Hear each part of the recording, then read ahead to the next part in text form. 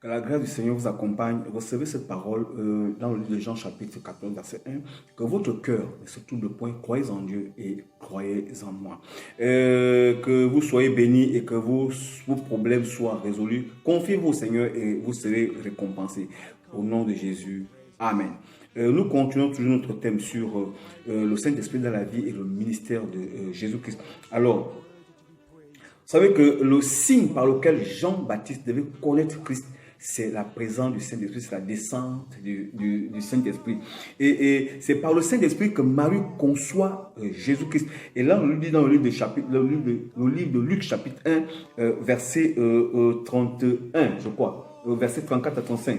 Et quand il lui dit...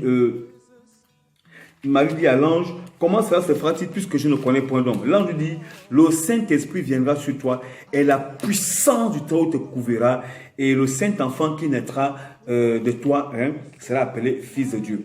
Luc chapitre 1 verset 34 à 35. Et vous devez le savoir, Jésus-Christ était un homme sans défaut, sans péché, sans tache, un homme pur, un homme dont la conception a été destinée depuis des lustres avant que vous et moi nous soyons nés. Alors, c'est des choses extraordinaires. Ce que vous devez savoir, c'est que c'est par le Saint-Esprit que Jean devait reconnaître Christ. S'il n'y avait pas le Saint-Esprit, Jean n'aurait pas reconnu Christ. Jean chapitre 1, verset 35. Je dis bien Jean-Baptiste, bien sûr.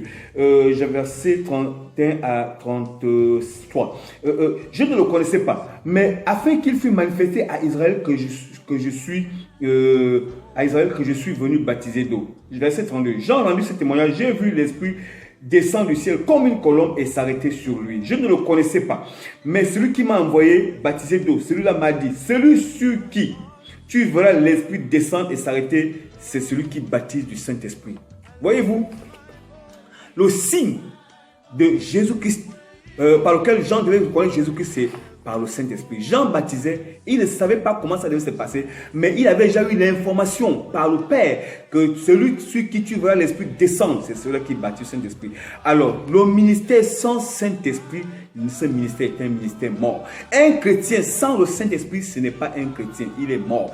Un homme sans le Saint-Esprit, c'est un homme mort. Un appel sans le Saint-Esprit, c'est pas l'appel. Alors, voyez-vous, il y a des choses que nous devons savoir et parce que le Saint-Esprit est impliqué dans la vie de Christ et dans le ministère de Christ, dans l'œuvre de Christ, dans la résurrection de Christ, dans l'enlèvement de l'Église. C'est important de le savoir. Alors, demain, nous allons continuer afin de vous donner, décortiquer en plus l'action du Saint-Esprit dans la vie de Christ, dans le ministère. Soyez bénis au nom de Jésus.